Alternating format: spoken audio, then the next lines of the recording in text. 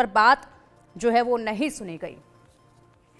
और चलिए अब चर्चा पर हमारे खास मेहमान हमारे साथ जुड़ गए हैं। चार्टेड अकाउंटेंट मोहित जैन जी हैं। मोहित जी, बहुत स्वागत है आपका इंडिया न्यूज़ पर। और साथ ही भारतीय किसान संगठन के अध्यक्ष राजेंद्र यादव जी हमारे साथ जुड़ गए हैं। राजेंद्र यादव जी, बहुत स्वागत है आपका इंडिया न्यूज़ पर। सबसे पहले आप ही से बात करना चाहेंगे क्योंकि अभी हरसिमरत कौर की प्रतिक्रिया हमने सुनी जिसमें उन्होंने कहा कि किसानों के लिए कुछ नहीं किया गया। हालांकि किसानों को लेकर जिस तरीके से बातें कही गई आज बजट में कि 1,71,000 करोड़ रुपए खर्च किए जाएंगे, साथ ही क्रेडिट कार्ड की लिमिट 3 लाख से 5 लाख बढ़ा दी गई है, क्या किसान संतुष्ट होंगे इस ऐलान से? क्योंकि विपक्ष तो संतुष्ट नजर नहीं आ रहा है। देखिए, बात पक्ष या विपक्ष की जो है संतुष्ट या असंतुष्ट होने के लिए, बात यह है कि जो चीज है धरातल पे है उसकी बात करनी चाहिए। आपने 3 से 5 लाख बढ़ा दी, क्रेडिट कार्ड की लिमिट बढ़ा दी है, बिल्कुल ठीक है, कोई बात नहीं, बढ़ा दी है तो। लेकिन जब किसान के पास पर्याप्त पैसा नहीं होगा, उसकी फसल का उचित मूल्य नहीं मिलेगा, तो वो बेचारा उस कर्जा को देगा कहाँ से? सबसे बड़ा सवाल है, सबसे बड़ा सवाल यही से होना चाहिए। और दूसरी बात, आप एक मखाने बोर्ड की आप बात कर रहे हैं, मैं भी अभी मैं सुन रहा था कि बिल्कुल सही बात है। बिहार में 90% जो मखाना है, जो देश के अंदर जो पैदा होता है मखाना, वो बिहार के अंदर जो 90% होता है। तो कहीं ना कहीं आपने बिहार का जो चुनाव है उसको साधने की बात करिए, इसमें करिए। किसान को जो बेसिक चीज चाहिए उनको बिल्कुल आपने छूने का, उस पर चर्चा करने की बात की। पिछले लंबे समय से मांग चल रही है किसान का संपूर्ण ऋण माफी की बात चल रही है, तो उस पर आपने एक बार नहीं किया। किसान बहुत लंबे समय से बात कर रहा है कि भाई हमें जो है एमएसपी आप दीजिए, C2+50 के आधार पर हमें दीजिएगा। आप कहते हैं कि हम 28 फसलों पर जो है एमएसपी दे रहे हैं। आप 28 फसलों की बात करें तो गारंटी कानून बना दीजिएगा ना, उसमें कौन सी बात है? कानून बनाने में कौन सी बड़ी बात है? और सबसे बड़ी बात यह है कि बहुत लंबे समय से हम लोग बात करें, पिछले बजट में भी चर्चा इसी बात के ऊपर हुई थी कि जो जीएसटी के दायरे के अंदर जो है खाद बीज जो भी कृषि संयंत्र हैं, वो सारे के सारे जीएसटी के दायरे में, हमने कहा था कि इनके दायरे से बाहर होना चाहिए। कहीं से कहीं किसान को कहीं से तो आप राहत दीजिएगा। आप देखेगा डीजल के रेट जो है कितने बढ़ गए, डीएपी के रेट कितने बढ़ गए, और किसान को मिल के आ रहा है बेचारे को?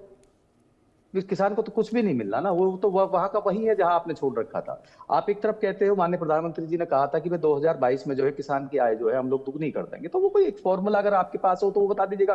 बाकी रहा सवाल जो है इसमें एक है कि यूथ एवं महिलाओं को फोकस करने की बात है, बिल्कुल यही लाइन जो है पिछले बजट में आप देख सकते हो, वो भी वही है। और दूसरी बात है कॉटन तो यानी कि उत्पादन की बात जो है इस बार भी आई है, पिछली बार भी यही बात आई राजेंद्र जी, यानी कि आप कह रहे हैं कि ज्यादा कुछ किसानों के लिए खास आपको लगा नहीं और ऐसे में संतुष्ट किसान नहीं है। भारतीय किसान संगठन के अध्यक्ष हैं आप, तो आप ये मान रहे हैं कि किसान इससे संतुष्ट नहीं होंगे जो ऐलान किसानों के लिए किया गया है? नहीं, आप ये कह रहे हैं? इसमें कुछ संतोष वाली बात ऐसी है नहीं कि। अच्छा, धन धान्य योजना को लेकर क्या कहेंगे आप? धन धान्य योजना को लेकर क्या कहेंगे? 1,70,00,000 किसानों को इससे सीधा फायदा पहुंचेगा। देखिए, मैं आपको क्या कह रहा हूँ कि धन धान्य योजना कोई नई योजना नहीं है। मैं बता रहा हूँ आपको कि जो नई चीज है मैंने बता दिया आपको। नई चीज है इसमें जो है, जो दलहन की बात करी है, जो दालों की बात करी है कि एक केंद्रीय समिति बनाएंगे, उसमें आप रजिस्टर्ड कराइएगा, फिर 100% जो भी आपकी उत्पादन होगी उसको जो है केंद्रीय समिति खरीदेगी। एक नई चीज है ये। आप कह सकते हो असम के लिए जो यूरिया का प्लांट दिया है वो एक नई चीज है, उसके लिए बात कर सकते हैं। लेकिन धन धान्य योजना या कोई भी इसमें जो कोई नई योजना नहीं है, ये पुरानी ही वही योजना है। मछली उत्पादन की बात आप कर रहे हैं, आप लगातार कई बार से लगातार कह रहे हैं, लेकिन धरातल पर लाने वाली चीज कहाँ पर है? आपने ठीक है बजट बना लिया, जो आपको अच्छा लगा वो बजट जो है बढ़ा दिया गया है। उसमें मेरे ख्याल से 20,000 करोड़ रुपए का जो प्रावधान जो है बढ़ाया है, तो वो कहाँ है? एक 85% की आबादी किसानों की है देश के अंदर, उसके लिए आप 20,000 करोड़ रुपए बढ़ाने की बात कर रहे हैं, तो कहाँ बड़ी बात कर रहे हैं? आप बात कर रहे हैं कि हम एमएसपी पे जो है फसलें खरीदने की बात कर रहे हैं, तो कहाँ से खरीदेंगे जब आप लोग बजट नहीं बढ़ा रहे? तो ये कहीं ना कहीं अपने आप में किसानों को छू के जाने वाली बात थी, क्योंकि बिहार को इसलिए फोकस किया है, बिहार को इसलिए मखाना का बोर्ड का गठन कर दिया है क्योंकि आने वाले समय में बिहार में चुनाव है, और देश का 90% जो क्या कहते हैं मखाना है वो बिहार प्रदेश से आता है। और बिहार का भी अपना है, क्योंकि बिहार जो है बहुत लंबे समय से विशेष राज्य का दर्जा मांग रहा है, तो कहीं ना कहीं हो सकता है कि बिहार को खुश करने की इसमें कोशिश करी गई हो। किसानों को ऐसा कोई विशेष चीज नहीं दी गई है। जो पिछली बार हम लोग सुन लेते वही चीज हमने चीजें सुनी है कि साहब हम लोग जो है वही वही चीज दोबारा से लागू करेंगे आप, दो तो सही कम से कम। मैं पिछली बात कर रहा हूँ, जो बजट की बात हम लोग कर रहे हैं, 1.52 लाख करोड़ रुपए का जो बजट था, उसमें उसमें आप लोगों हम्म। ने खर्चा कितना किया, उस पर भी एक चर्चा हो जानी ठीक चाहिए। है। क्योंकि अब बजट को पेश करे हुए भी कई घंटे हो गए, तो बहुत बहुत सारे जो एक्सपर्ट हैं उन लोगों ने जान लिया है कि लगभग 55% जो है धनराशि आप लोग उसमें खर्च कर पाए हैं। तो आपका बढ़ाना और खर्च करने में भी तो बहुत सारा कथनी और करनी मानकर ठीक हो है। जाता है। ये बहुत सारी ठीक चीजें है हैं राजेंद्र जिसको जी। सरकार को देखना पड़ेगा, क्योंकि ठीक है राजेंद्र जी आएंगे आपके पास, फिलहाल हम बात कर लेते हैं नए टैक्स स्लैब को लेकर भी। मोहित जैन जी हमारे साथ जुड़े हुए हैं। मोहित जी, सालाना 12 लाख कमाने वाले इंसान अब कर मुक्त हो जाएंगे। ऐसे में लोअर मिडिल क्लास कहें या मिडिल क्लास कहें, उनके लिए बड़ी राहत है ये, क्योंकि जब जनता के बीच में लगातार हम जा रहे थे तो जनता की उम्मीदें सिर्फ यही थी कि टैक्स से अगर कुछ राहत मिल जाए तो थोड़ा सा आसान हो जाए हमारे लिए भी ये सफ़र। तो लगातार टैक्स पर निगाहें सबकी टिकी हुई थी और ऐसे में इसमें बड़ी राहत जो है वो दे दी गई है। देखिए, आपके चैनल के माध्यम से मैं बताना चाहूंगा कि आज जो हमारे वित्त मंत्री श्रीमती निर्मला सीतारमण जी ने भारत के संसद पटल पर आज का जो वित्त वर्ष बजट जो पेश किया, उसमें कहीं ना कहीं जो सभी वर्ग है उनको ध्यान में मद्देनजर रखते हुए आज का आम बजट पेश किया गया है। और ये एक सौगात के रूप में मध्यम आय वर्गीय जो वर्ग है उसको एक सौगात के रूप में और एक खुशी की दौड़, एक लहर है कि जहां पर जो नौकरी पेशे वाले हैं जो हमेशा मायूसी लगाते थे कि उनको किसी भी तरह का कोई भी एग्जम्पशन लिमिट नहीं दिया गया था, परंतु आज के में 12 लाख रुपए का एक लिमिट बढ़ाना एक बहुत बड़ा स्टेप है। और इसका हम साधुवाद करते हैं कि अच्छा, एक 12 लाख रुपए का एग्जम्पशन लिमिट बढ़ाया गया है। और इसमें कहीं ना कहीं ये ध्यान में रखते हुए बढ़ाया गया है कि जो मध्यम आय वर्ग के जो युवा वर्ग है, जो गृहिणी है या जो नारी शक्ति है, जो इसके कहीं ना कहीं 12 लाख में देखा जाए एक मिडिल क्लास फैमिली का जो व्यक्ति आज कमाता है 1 लाख रुपए महीना के औसत रूप से, तो उसको ये देखा रखा गया है कि इसके ऊपर किसी प्रकार का कोई भी इनकम टैक्स का भार जो है वो नहीं लगेगा। तो ये एक बहुत अच्छा एक वेलकमिंग स्टेप है। और जो स्लैब रेट्स में जो देखा 0 से 4 लाख, 4 लाख से 8 लाख, और इसमें कहीं ना कहीं इनकम टैक्स का रेट प्रतिशत जो है वो भी कम किया गया है, 5%, 10%, 15%, अगर हम कंपेयर करें पिछले चुनावी बजट से। तो कहीं ना कहीं में एक अच्छे एक स्टेप लिया गया है। और देखिए, जो मेरे साथ में सहयोगी बैठे आपके चैनल के माध्यम से, वो एक सही बात है कि हर किसी एक स्पेसिफिक एक वर्ग को ही सारी घोषणाएं नहीं की जाती। वित्त मंत्री के रूप में उनके लिए भारत का हर नागरिक, हर वर्ग समान है। और हर व्यक्ति को विशेष, एक व्यक्ति विशेष के ऊपर बजट नहीं बनाया जा सकता, एक देश के विशेष पर बजट बनाया जा सकता है। तो आज देखा हमने, प्राइमरी सेक्टर हो, चाहे इंडस्ट्रियल सेक्टर हो, चाहे सर्विस सेक्टर हो, और आपने देखा मेडिकल सेक्टर में बहुत सारी दवाएं जो है उनको कर मुक्त किया गया है, या उनके ऊपर कस्टम ड्यूटी जो बीसीडी लगती थी उसको कम किया गया है, जीएसटी कम किया गया है। तो ये कहीं ना कहीं एक आज के इकोनॉमी में, आज सिर्फ भारत की इकोनॉमी ऐसी नहीं है जो अर्थव्यवस्था जो डगमगा रही है, जबकि देखा जाए तो पूरे आर्थिक जो विश्व है उस पे कहीं ना कहीं सभी की इकोनॉमी जो है आज बड़े संकट के दौर से गुजर रही है। और उसमें जहां हमारे प्रधानमंत्री जी अच्छा भारत की मोहित जी, इकोनॉमी को मोहित जी यहाँ पर जी एक सवाल ये भी है, जिस तरीके से आपने बताया कि एक साथ सारी चीज़ों की घोषणाएं जो है वो नहीं की जा सकती हैं, आपने ये कहा। ऐसे में अगर हम बात करें तो अगले सप्ताह टैक्स बिल आएगा, जब तक चुनाव भी हो जाएंगे दिल्ली में। दोबारा बोलिएगा क्वेश्चन अपना। मोहित जी, मैं ये पूछ रही हूँ कि अगले हफ्ते टैक्स बिल आएगा, उस वक्त तक दिल्ली में चुनाव भी हो जाएंगे, परिणाम भी सामने आ जाएंगे। तो ऐसे में अगर बात करें हम दिल्ली में जो लोग रहते हैं, दिल्ली की जो जनता है, वहां पर ज्यादातर जो लोग हैं, ज्यादा जो बड़ी संख्या है वो उन लोगों की है जो साल में 12 लाख से ज्यादा कमाते हैं, 12 लाख से ज्यादा की उनकी इनकम है। और अभी ये ऐलान किया गया है, टैक्स बिल आएगा, उसके बाद क्या लगता है कि क्या कुछ बड़ा बदलाव ऐसा देखा जाएगा, चुनाव का कुछ उस पर असर नजर आएगा क्या?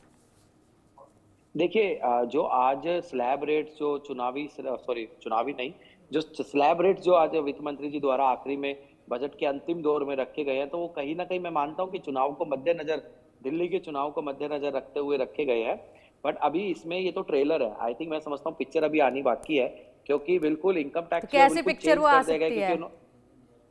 उन्होंने साफ कहा है कि अभी हम इसका सरलीकरण करने जा रहे हैं, आम नागरिक इसको बड़े आसानी से पढ़ सकेगा।